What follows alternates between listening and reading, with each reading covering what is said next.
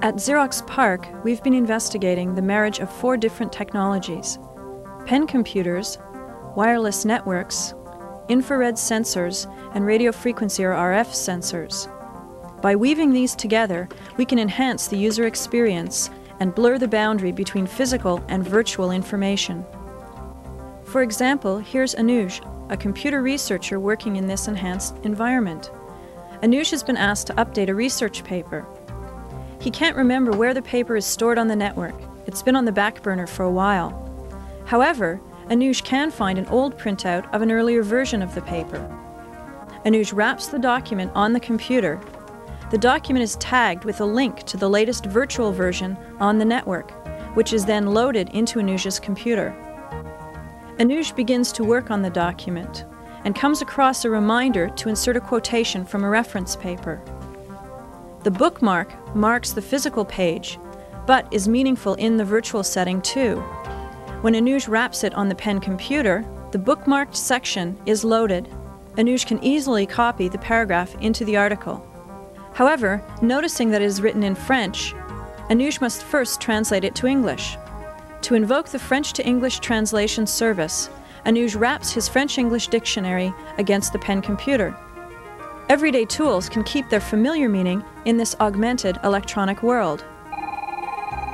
Anuj gets a phone call asking him if he can come to a meeting that's starting in 15 minutes. Oh yeah, the meeting. I'll be right there. He checks the time and brings up his schedule for the day. Like the dictionary, the watch has been augmented with a natural electronic association. Anuj then uses a bookmark to mark the current state of the computer and of his paper, and heads off to the meeting. In the hallway, Anuj meets Chris. Chris just got a copy of a new book, which he enthusiastically recommends to Anuj.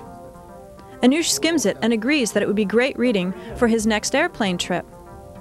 Anuj wraps the book on the computer, and it is automatically ordered through Amazon.com. We can see that in addition to linking content, tags can invoke special services. Individual items can have multiple tags, each with their own purpose. Chris asks Anuj about attending an upcoming talk. The talk looks interesting, but Anuj would like to know more about it. By rapping on the title of the talk, a detailed talk abstract is displayed on Anuj's computer. Based on this, he decides this would be a good talk to attend. By rapping on the date of the poster, the talk is entered automatically into Anuj's calendar. Rooms can have actions linked with them.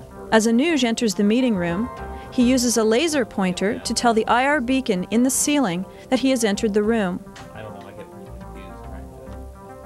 The computer brings up the agenda for this particular meeting on Anuj's computer.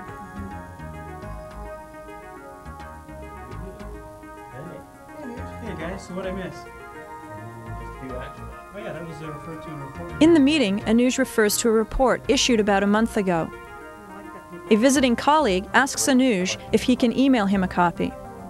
The colleague's business card has been augmented to trigger the sending of email to him, making this easy.